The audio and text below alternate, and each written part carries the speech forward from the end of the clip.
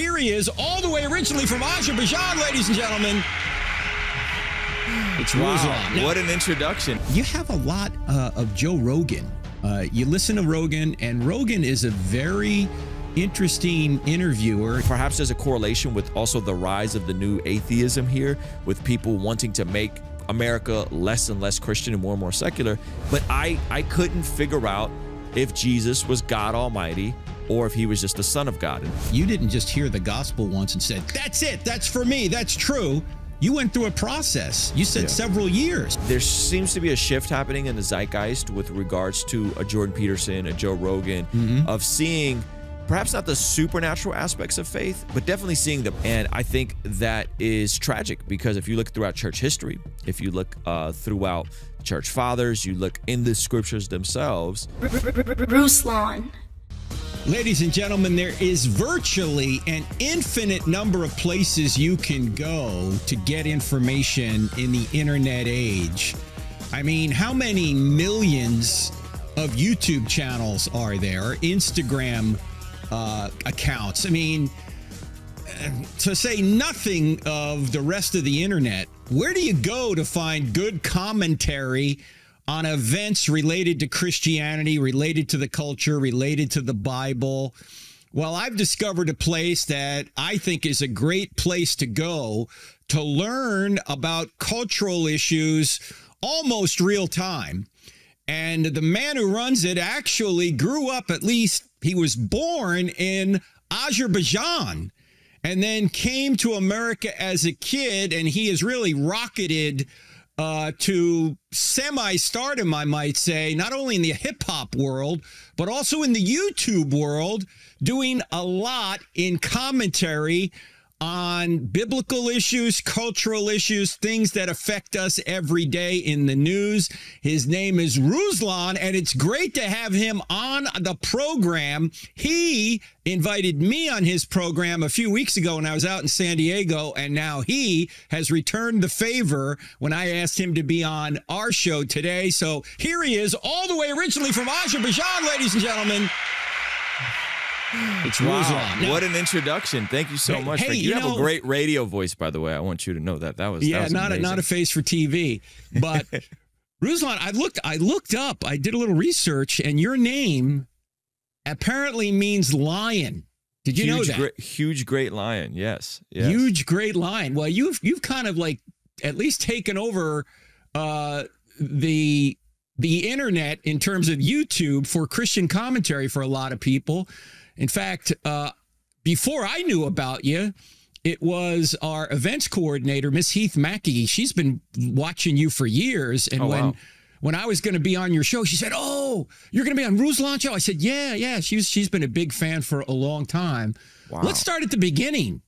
Born in Azerbaijan. And by the way, ladies and gentlemen, for those of you who are not good at geography, if you're in Azerbaijan, you're probably on the Caspian Sea. If you go south, you're in Iran. If you go north, you're in Russia.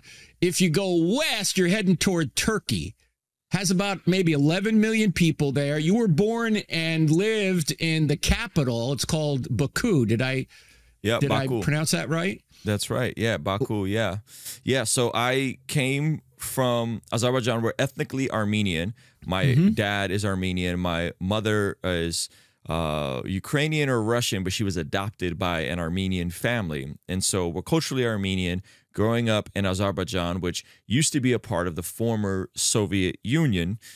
That made kind of a big mess of that region in terms of how they were navigating or not navigating that. And there's been tension amongst, obviously, the Turks and the Armenians for hundreds of years. Many people may be familiar with the Armenian genocide of 1915. And those tensions continued to follow Armenians that were living in Azerbaijan. And tension started brewing in the late 80s because there was reports of Azerbaijanians not being treated well in Armenia, and that made it back to Azerbaijan. And then Azerbaijanians wanted all the Armenians out of Baku. And so what led to this was the pogroms of Baku in the late 80s. And my father was working in Moscow, so a lot of the men kind of already left the area. And because me and my mother were more fair-skinned, we kind of stayed behind to handle a lot of the affairs and to handle a lot of the things. So the interesting thing about Armenians is we're culturally, ethnically one of the oldest Christian nations. So we identify as cultural Christians, if you will, part of the Armenian Orthodox Church. But I didn't grow up with any faith in my childhood. I don't ever remember going to church when we were back in Baku. I don't remember really any mention of the Bible. Like, I didn't know what the Bible was. I don't even think I really heard about Jesus back in Baku. And but as we came to America, after we came as refugees, the Armenian Orthodox Church became kind of the cultural hub for all these refugees. We just had an influx. I'm talking of probably close to 500-600 refugees that came to San Diego from Baku, and there was this internet community of everyone here. And it was hard because a lot of the folks came up under communism, so there's that mentality. Then you have the practical traumatic events of some of the stuff they went through, some of the stuff my dad went through, my grandfather went through, and it was just a really weird time. And then you come to America and you're like, I've made it, like, we're here, this is incredible, right? Because even if you grew up in the Soviet Union, like, you still idolized America to a certain degree. Like, you still dreamed about America. And so it was this really weird hodgepodge of experiences for me coming to America as a kid. Now, isn't Azerbaijan mostly Muslim? Yes, primarily Muslim. I mean, all Muslim. Armenians aren't supposed to go back to the capital. They just expelled 120,000 Armenians from the eastern part of Azerbaijan, which is disputed amongst, Eastern Azerbaijan used to be Western Armenia. And so they just expelled a huge amount that just left and came to Armenia because of this very conflict that goes back, is why I came out here, and it's still been going on literally as recently as 4 or 5 months ago, where there was all these people that got displaced, these Armenians that got displaced from Azerbaijan, and because of the constant back and forth in this region.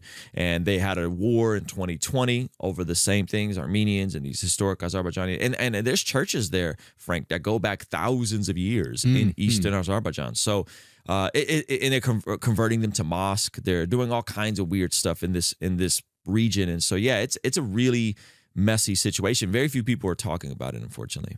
Now, why did your parents decide to leave? The Soviet Union fell in 1991. We left a few months. We left a few months right before the Soviet Union fell, which was, the timing of that was crazy. So we left practically because there was fear of violence on us, right? All the men had pretty much left by that point. And again, we were there kind of handling the last affairs, and we applied for refugee status in Israel, in Australia, and in America. And America was the last place we applied and the first place to accept us as refugees. And so, yeah, we left because there was an imminent fear of physical harm to us. And there were hundreds of people that got killed in these pogroms in the late 80s, strictly on their ethnic identity as being Armenians in Baku. So what did your dad do for a living? My dad was a chef and worked in kind of like the service restaurant industry type. So he moved from being a waiter to being a chef, cook, and then he kind of had his side hustles on the side. He would go to Moscow and get goods and bring them back to Baku, and he always would have little things. And so we grew up with kind of technology that everybody else didn't have. I remember being a kid and having a VCR because my dad was able to finesse one from Japan. And so he was very entrepreneurial in that sense. So when you came to America, well, first of all, you were just a child when you came. Yeah, I was 6. You were 6. Okay. When did you become a Christian, and how did you become a Christian here in America? So my dad comes, my mom comes, and unfortunately they had a lot of marital issues back in Baku. They had split up. There was times where I wouldn't see my dad for a while because he was practically away working in Moscow. And when they came out, my mom and my dad had this agreement that, like, okay, this is a fresh start for us. We're going to just clean slate. We're going to work on our marriage. I didn't know that they both had committed infidelity back in the Soviet Union, right? My dad was in Moscow. My mom was in Baku. The tension probably of their marriage was hard. And my dad was hanging out one day, and I remember coming across these letters with these lipstick kissy mark on them. And I discovered these, and in my innocence, I was like, oh, this is so sweet. My mom is writing these little kissy letters to my dad. How sweet. So I bring them to my dad, who loses it, and come to find out they weren't to my dad. They were actually to my mom's boyfriend back in Baku. That led to my dad leaving, marriage falling apart. That was the straw that broke the camel's back.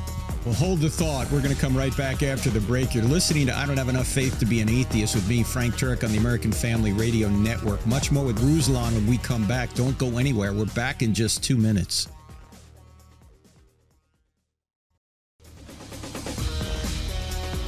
Welcome back to I Don't Have Enough Faith to Be an Atheist with me, Frank Turek, on the American Family Radio Network. Website, crossexamined.org. That's cross-examined with a D on the end of it.org. There's also an app you can get, 2 words in the App Store, Cross-Examined. Today we're talking to Ruslan KD. Look for him on YouTube, Ruslan and then KD.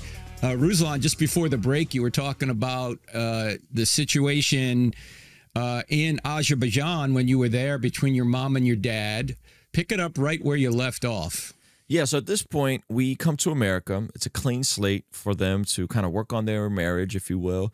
And I end up discovering these letters with kissy marks on them, and I am so enamored. I think they're sweet. They're from my dad. How awesome. And then I bring them to my dad, who discovers that they're not to him at all. They were to my mom's boyfriend back in Baku. That's who the letter's for. That was the straw that broke the camel's back. Of course, I didn't discover this until as an adult, where I confronted my dad, like, why did you leave? Right. And he told me this story. You don't remember this. And then like the memories came back and I was like, oh, I absolutely remembered it. And so he leaves. This is about a few months into us being in America. He brought his girlfriend, who then became his wife, from Moscow to America. So he starts a new family. My mom goes down this dark spiral of alcoholism and just being in an abusive relationship with just very toxic men. And I'm going to this Armenian Orthodox church. Again, that was kind of the cultural hub. I get christened. I become an altar boy. And in this community, there was kids my age, 6, 7, 8. And then there was older kids that were like teenagers, 13, 14, 15. And there was a group of teenagers, also refugee kids from the community, that were altar boys with me. And long story short, they ended up sexually assaulting me repeatedly, numerous times, through showing me these videos, these graphic adult videos. And that really, really, really did a number on me, because what happened is when this stuff finally came out, it was kind of spun to make me look like the aggressor in the situation. I was the youngest one. I was the smallest one. And the way the church responded to it, or rather didn't really respond or do anything to it, created this very strong vitriol against church and against God and against religion. At the same time, my dad was remarrying his girlfriend at the time, and my mom felt like the church was wrong in remarrying them because, from my mom's perspective, they technically didn't get divorced, right? And so my dad's perspective is, well, we were separated, and I don't know, they may or may have not gotten divorced back in Baku. My mom was like, well, your dad's a polygamist, and I can't believe the church would allow this. So it was like her anger at the church, my anger at the church. And so by the time I'm 10 years old, 4th, 5th grade, I'm a full-blown atheist. I don't believe in God. If there is a God, he hates me, because why would he allow all this terrible stuff to happen to me? Why would he allow me to be sexually assaulted? Why would he allow my dad to leave? Why would he allow all these things to happen? And I end up going down this path of attempting to be a gang member, of selling weed, of smoking weed, all culminating to me getting arrested at the age of 11. And my mom was kind of shocked, but at the time she was a single mom. She's working nights, so she doesn't know all the mischief I'm getting into as a kid. And it was a really dark time for me as a kid. So this is all 5th, 6th, 7th grade. I'm breaking into houses. I broke into my school multiple times and just stealing things. And it culminated to my mom kind of seeing the direction I was headed. And thankfully, we moved from San Diego, the city of San Diego. We were in the City Heights, Normal Heights area. And we got relocated to North County, San Diego, which is where I'm at till this day, Vista, California. You've been here, Frank. It's a bit more suburban, a bit more rural. It's still the city, but it's not the city where I was at. And that kind of gave me a fresh start.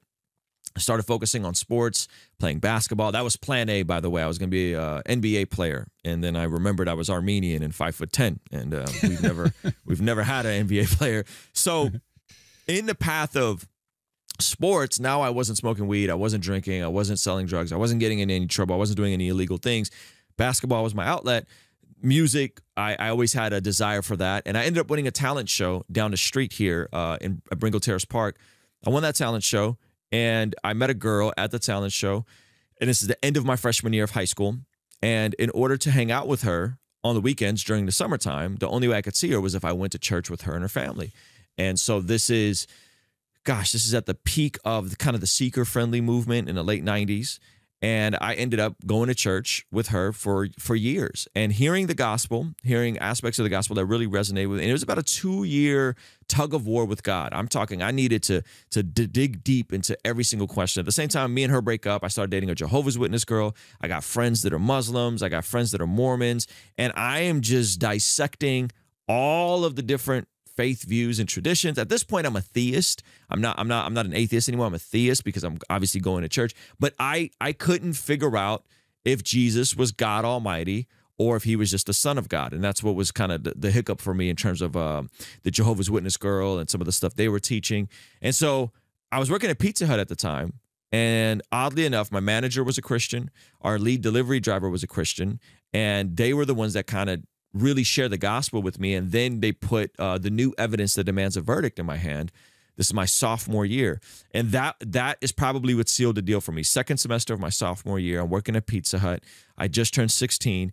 And that sealed the deal for me. And then I go in the cage stage, which is put him in a cage, keep him away from everybody, because then I told the Jehovah's Witness girl she's in a cult and that she's going to hell, and that, you know, and I became that Christian kind of the second half of my sophomore year, which wasn't good. I wasn't very gracious or compassionate, but I knew, okay, Jesus is God. This is the most important thing.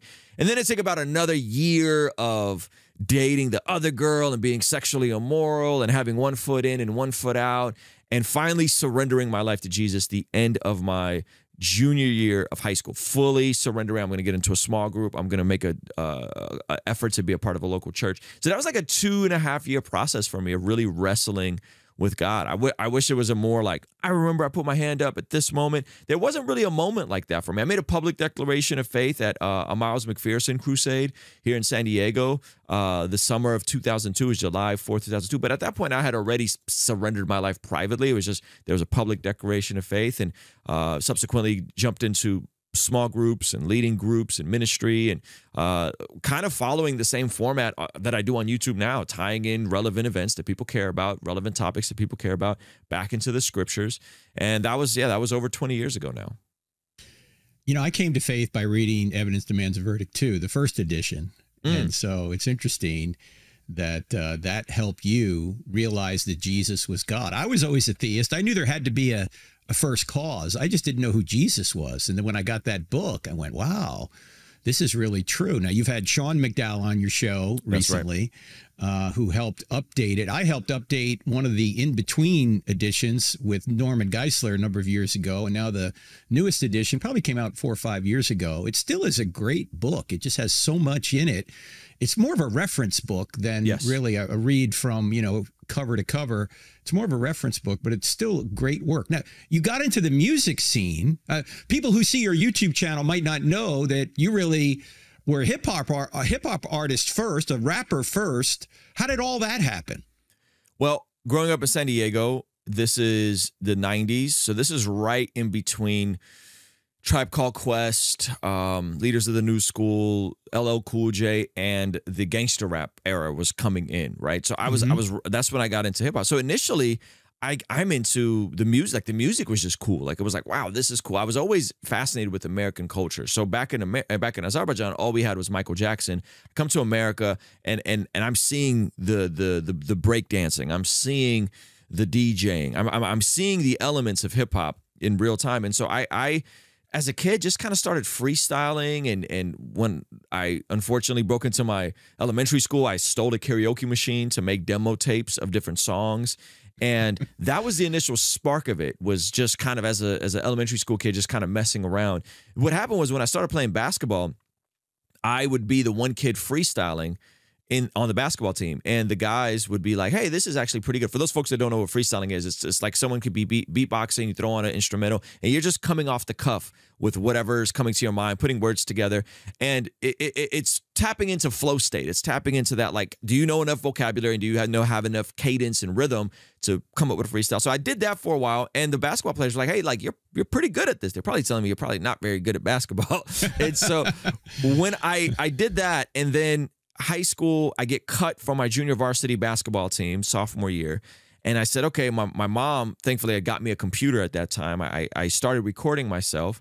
And over time, I just slowly built it up to the point where in 2015, I quit my job and I pursued being an independent rapper from about 2015 to 2020 full time, providing for me and my family in Southern California. My wife was a stay-at-home mom. And that was a really interesting season, to say the least. But yeah, we ran a little boutique label called King's Dream Entertainment. I was in a collective called the Dream Junkies. We were on the Carson Daly Show, traveled the country, played all over college, primarily secular colleges, because we were kind of too edgy of a Christian group to play many churches. We played some churches and some Christian conferences, but it was a lot of secular colleges that would bring us in. And that's how I made a livelihood for myself for quite a bit of time. And then as the pandemic happened, I couldn't do any more shows.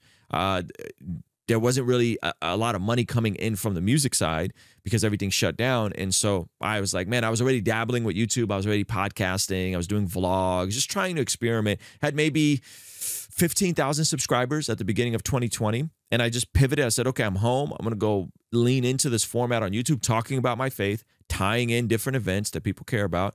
And by the end of 2020, I was at about 60,000 subscribers. I brought on Zach Sparazzo, who you've met. Zach's our COO now.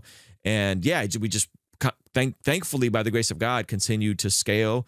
And so now we have, including myself, we have 4 full-time people. My wife works with us. We have a couple remote editors. And yeah, the music was an amazing season. I still make music. I still release music, but I don't like to travel very much, and that requires a lot of travel and doing shows and tours and that sort of stuff. But yeah, that's how I got my start in music, is really just freestyling and God saving me and me being like, okay, this is something I'm pretty good at. Maybe God can use this for his glory, and I think he has.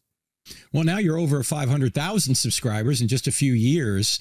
What do you think the secret sauce is, Ruslan? What do people who watch your show say they like about it? Remember, the proverb says we don't want to gloat or say, you know, I'm great because of, you know, what I'm doing. But when other people say, hey, this is really good, what do they say that's really good about your show? I think there is a desire for people today to be a bit more themselves on camera. So the more you can really make the listener feel like you're just talking to them, the way me and you are having this conversation, if you can capture that from a content standpoint, I think that's a big one. Is I've always been very conversational, and it doesn't come off scripted and forced. So I think foundationally I think tying that into something that you're an actual expert on, and then I think being in a place where there's a desire for the type of content you're making. So people genuinely were looking for this sort of content. I had experience with it, and I could be myself on camera.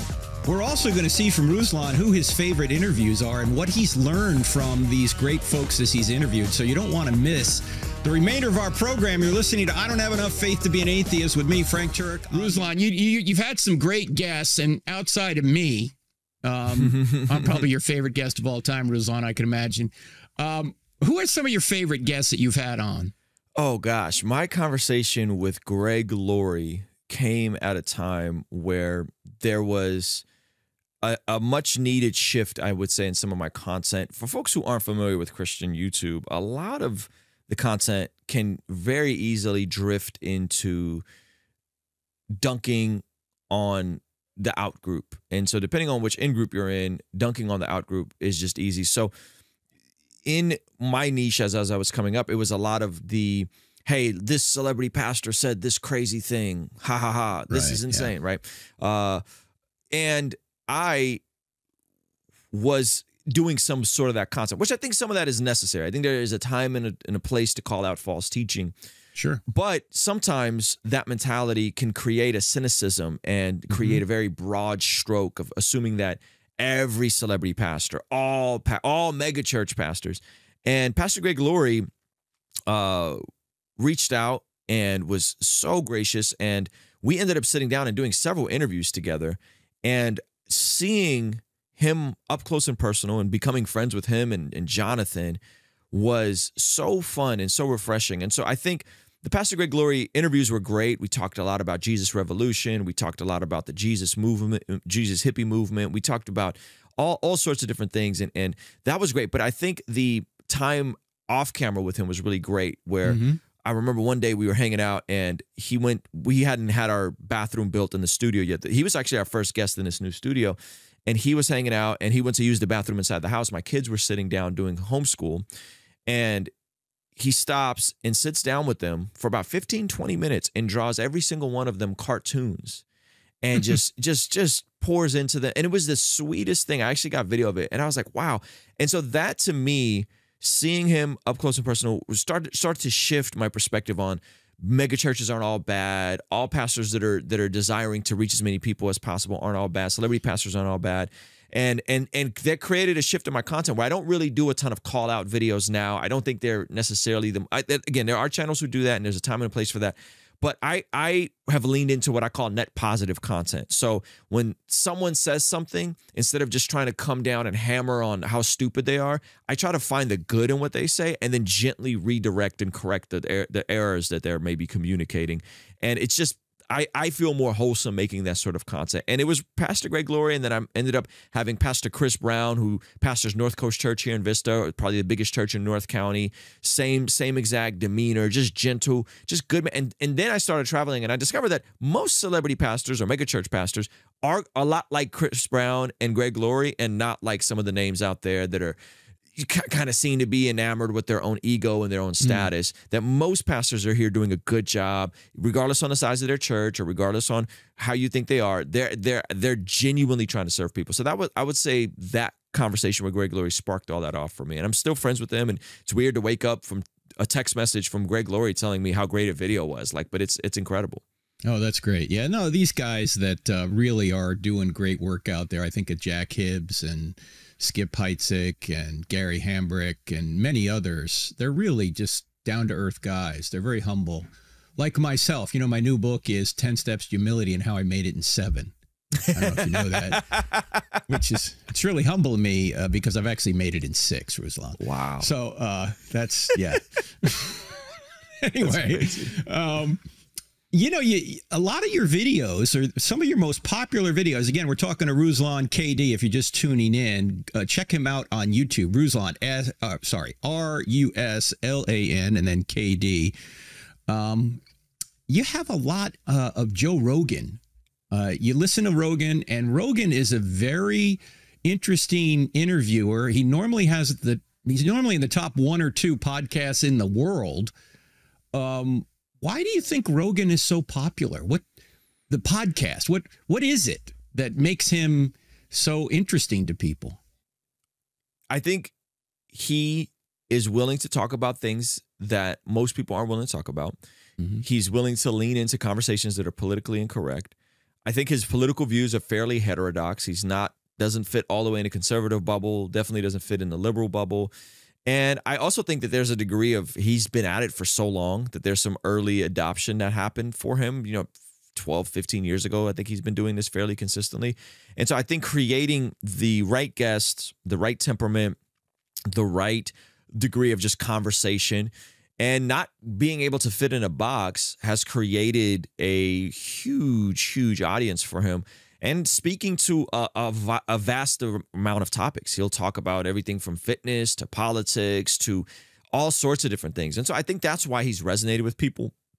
I think lately it's been some of the being able to take the contrarian position on certain things that the institutions are perhaps not with, whether it's DEI and those sorts of things. And I think that kind of has carved out a very interesting place for him that a lot of people tend to flock to and check out. Yeah, and the other interesting thing, it's such a long form podcast. It's not your standard 40 minutes or whatever. It's like 2 or 3 hours. Yep. And people really dive into it. So, and Rogan, as you've pointed out, one of your more recent videos has Rogan saying when he's interviewing Aaron Rodgers, man, we really need Jesus. And he wasn't, as you pointed out, he wasn't really joking about it. He's saying, yeah, we need to get back to reality here in America and around the world. And so you have a video on that. You have a video on him reading the book of Revelation, you know, and saying, wow, Joe Rogan, maybe you're right. That's one of the appeals, because he doesn't fit in any one box.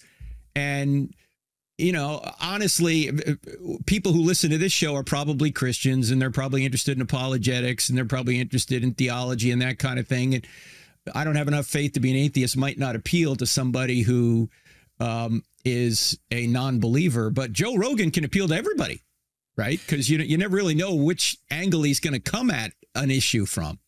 Yeah, and I think he tries to be objective. He isn't always objective, but I think he genuinely tries. And I think that there seems to be a shift happening in the zeitgeist with regards to a Jordan Peterson, a Joe Rogan, of seeing perhaps not the supernatural aspects of faith, but definitely seeing the practical utility of Christian faith and how intrinsic it is to the West, to America, and not being afraid to address that, even though perhaps personally they haven't had an encounter with God. They're seeing the practical side of it, which I think is interesting. I think Justin, who wrote a book recently, he used to be the host of Unbelievable, has expressed some of these. Justin Brierly, he'll be on next week. Yeah, he's great. Going to be on this podcast next week. Yeah. Yeah, so he's expressed some of this in terms of his book. And so I think that shift is happening in real time. I also think Rogan moved from LA, and anyone that's ever kind of been connected to any communities in LA, man, Hollyweird is a thing. It's weird. There's a lot of weird things that are happening there. And I think him probably landing in Austin is beneficial, and there's probably some people behind the scenes consistently leaning into these conversations with him. I know we have some mutual friends that have brought up faith on his podcast before. My buddy Zuby's been on his podcast quite a few times and asked him about God and these sorts of things. And so I think there's things that are happening in real time. And I'm not saying that this is going to lead to some massive revival or this is going to change America, but I do find it interesting that some of the most influential figureheads in media today, a Jordan Peterson, a Joe Rogan, are becoming more and more outspoken, that at the very least they sound like they're theists. Jordan Peterson sounds way further along in his journey, and I think that's a good thing. I think that's a good thing, because someone may be interested in them and then trickle into a channel like mine, and then maybe trickle into a channel like yours, and then hopefully trickle into a good local church, get discipled, get equipped, and then go be on mission for Jesus in the world. So that's how I see it. I see it in that sense, and I think that's a massive net positive. Yeah, with the rise of evil, in other words, evil being more and more prevalent, we see it all around us. I think some people are going, wow, maybe there is a God, because things really appear to be going badly. And they may think, just from a pragmatic standpoint, we need somebody to come save us. I mean, that's basically what Joe Rogan was saying. And then from a philosophical standpoint, people are going, well, if there's evil, there has to be good. And if there's good, there has to be God. That's right. And so here's a good ripple effect, ladies and gentlemen, is that when evil really raises its ugly head, a lot of times it might lead to good down the road, because people are shaken from their sort of apathy. And in fact, when we come back from the break, I want to ask you about this, Ruslan. One of your more recent videos this week has to do with biblical worldview of what apparently Christians and even Jews and maybe even Muslims, but more Christians, are identifying themselves as basically deists. What do we make of that? And Ruslan, before the break, this latest video you've got on your YouTube channel, you've got Jordan Peterson, Bishop Barron, and also another Catholic priest. I'm trying to think of his name, Schmitz, the guy that does Mike Schmitz, I think, or Mike Fritz. Mike Schmitz. Yeah, he's got a very popular podcast going through the Bible as well. And you guys were discussing something that the researcher Christian Smith discovered many years ago, that he would describe most Christians in America, regardless of their denomination, as believing in what he called moral therapeutic deism. Now, in your estimation, first of all, what does that mean, and does it shock you? It doesn't shock me at all. It means that whether someone's a Christian, Protestant, Catholic, Orthodox, and they identify as that, or they're an agnostic, or they're Jewish, that their worldview is more or less the same. That God is, he's not theist, he's not personal, he's not engaged, he's more distant, he's a deist God, that they are viewing God more as a therapist and as almost like a genie that you call on when something's going bad, and that their worldviews are indistinguishable from each other, and that it's not a biblical worldview. And when you consider how many people identify as Christian, yet how I don't know, something like the divorce rates versus professing, quote unquote, professing Christians, not practicing Christians, but the professing Christians, divorce rates from the regular population don't seem to be much different, right? The depression rates don't seem to be much different. And I think when you peel away is that there's a lot of what we would call cultural Christianity, we would call churchianity, that isn't reflective or indicative of an actual Christian biblical worldview. And in my opinion, this is why so many people are stuck in addiction. This is why so many people are struggling. This is why there's so much compartmentalization with, hey, I claim to believe the Bible, but yeah, it's okay if women murder babies. I claim to believe in the Bible, but yeah, it's okay if we just redefine what gender is and redefine. And I think that's where we are, is a very interesting place that people are just confused. And perhaps there's a correlation with also the rise of the new atheism here, with people wanting to make America less and less Christian and more secular. And now we're in this really fascinating place where the moralistic therapeutic deists don't really speak up and say anything because they don't really know what they believe. And the new atheists have kind of ran all of the institutions. And now we're in this really weird place where I don't think anyone's happy with the outcome of all this stuff. That's right. Yeah. People who are not necessarily religious in the traditional sense, people like Joe Rogan and Douglas Murray and even Dave Rubin and others are going, wow, this is getting crazy. What is going on? Bill Maher, of all people, right? You go, Bill Maher is one of the most articulate spokesperson against the juvenile trans movement. When I say juvenile, trying to transition kids, he's going, this is crazy. And he's an atheist. I mean, they're realizing how crazy this is. And they're the ones speaking up. Tragically, few pastors are speaking up. And that's a problem. That's why your YouTube channel and others are so important, because you will talk about these issues. And by the way, you do it in kind of a coy way. You don't talk about LGBTQ. You talk about LGTV, because I have a lot of LGTVs in my studio. And so, you know, we're fans of LGTVs and the LGTV community. And that's our way of being not having our channel flagged in the algorithm, is we kind of use code words. Our audience knows what it is and understands it, and it's kind of funny, you know. But yeah, so we use coded language to make sure that we're not kind of setting off those bells to get ourselves blacklisted in the algorithm on YouTube. LGTV. Whenever you're hearing Ruslan say LGTV, that's what he's talking about. He's talking about the alphabet community. So now it's interesting, too, that Barna has done some research on this and figured out that only 40% of pastors have a biblical worldview. I saw that. And about 4 or 5% of people in the pews have a biblical worldview. They are basically moral therapeutic deists. They just call God, as you just pointed out, like he's a genie. Whenever I need him, I'll call him. But other than that, stay out of my life. He's not going to direct what I'm going to think or do or who I'm going to vote for or any of that. It's just, when I need him, I'll call him. So what do you think the greatest problem right now is that Christians are facing? I think the greatest problem right now is that we don't understand that our faith has historically been a practice and not just a theological head knowledge position. And I think that is tragic, because if you look throughout church history, if you look throughout the church fathers, you look in the scriptures themselves, faith is a practice. Faith without works is dead. And what I'm not speaking about a salvation, right? Because then the free grace sticklers will get real angry and say, you're saying works. I'm not saying works is what saves you. I'm saying works is something Christians should do. Works is something that we should practice. Ephesians 2, verse 8 through 9, right? You've been saved by grace through faith. For you are God's workmanship, created in Christ Jesus to do good works, which God predestined in advance. So there are works, good works for us to do on this side of eternity. And I think that when we just make faith compartmentalized to informational knowledge, it's just information. It's just, yep, I believe Jesus died. I believe Jesus rose. I believe the Bible, even though I don't know what the Bible says or I've never read the Bible. I believe it. that doesn't really mean anything, right? But when the faith then is aligned to a practical implementation in a daily lifestyle, you mentioned, right, how we navigate our homes, how we navigate. You said 4% of people in the pews have a biblical worldview.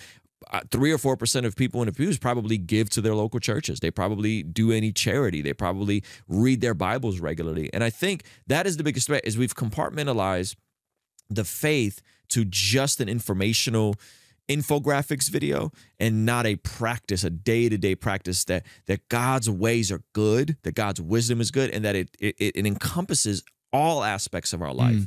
And that is not just for our benefit, but it's also for the benefit of others. That when we are being the hands and feet of Jesus, because we're actually living it out, that we get to be a blessing to our neighbor. We get to do good in this world. We get to be God's kingdom on this side of eternity. And I think that's the biggest breakdown that I'm seeing, is that there's a lot of people that they'll check off the box. And we're seeing this less and less with Gen Z, by the way. Gen Z is not wanting to check off the box. Gen Z is over it. They rather just tell you I'm not religious, right? Where I think that believe it or not, I think that could be a good thing, because now we can get to the crux of who's really about this Jesus thing, who's really about living out God's ways on this side of eternity, and that the bodily resurrection, if true, has radical implications for every area of my life. It has implications for how I lead my home, how I treat my wife, how I handle my finances, how I take care of my body. All of these things matter to God, and unfortunately, we've compartmentalized them. And as the world is hurting, we're going to see even more disparity. People talk about wealth inequality. We're going to see spiritual health inequality. We're going to see all sorts of inequality, because people who are actually practicing these things are going to be way different in the decades to come. And I want to see more people practicing the faith, because I think it's important. It's supremely important. Our job here is to know God and to make him known. And that requires us not to just talk a good game, but to actually get engaged with people. Amen. To make them disciples. In fact, you're an example of that, Ruslan, because you didn't just hear the gospel once and said, that's it, that's for me, that's true. You went through a process. You said several years before you became a Christian. Being exposed to the truth just once usually is not enough. It takes a while for somebody to actually change their worldview and then actually live according to that change. Hey, I know there's people listening right now that want some advice from you, because I know there's a lot of people listening who are apologists. They're aspiring apologists. They want to make a difference on YouTube or Instagram. You know, with about a minute to go, can you kind of give them your best advice on how to make a difference online for people? I think we have to consider the audience. And I think sometimes the smartest guys I know, the most educated guys I know, don't always spend the most amount of time considering what do people care about, what are they talking about, and what are they interested in. So I think if we slow down and say, okay, there's so many guys out here that are experts, they're educated, way smarter than I am, have way more degrees than I do. And if those guys, those are the people I want to see platform, by the way. Those are the people I'm excited to bring onto my podcast and share them with my audience. Is if those people can tap into what's happening in culture and then speak to those things from a more educated, more expert level, I think we could see more and more people in the space, whether it's Christian, YouTube, Instagram, Facebook, TikTok, whatever platform. But we have to consider what the audience wants and consider what the needs of the audience are. And I don't mean just like, what do you think their needs are? No, I'm saying, what are they following? Who are they listening to? And how can you lean into that? And perhaps offer some correction, perhaps affirm some of the things they're getting right, and then infuse the actual truth and the actual truth that you've been trained in. And that would be my heart for a lot of the folks out here, because I think there's so many good voices that I'm seeing sprout up, but there's not enough people that actually care about where people are at and what are they interested in and how they can lean in and offer their expertise into that. Go to Ruslan KD, ladies and gentlemen. Ruslan KD, R-U-S-L-A-N, and then KD on YouTube. Where else can people get a hold of you? Suppose they want you to come speak, Ruslan. How do they do that? Yeah, if they go to bookruslan.com, they can just book me right there. There's a little fill out contact form, fairly straightforward. And so, yeah, that's probably the easiest way to get a hold of me. Well, it's been a pleasure having you on, brother. Keep doing what you're doing. All right. Thank you so much, Dr. Frank.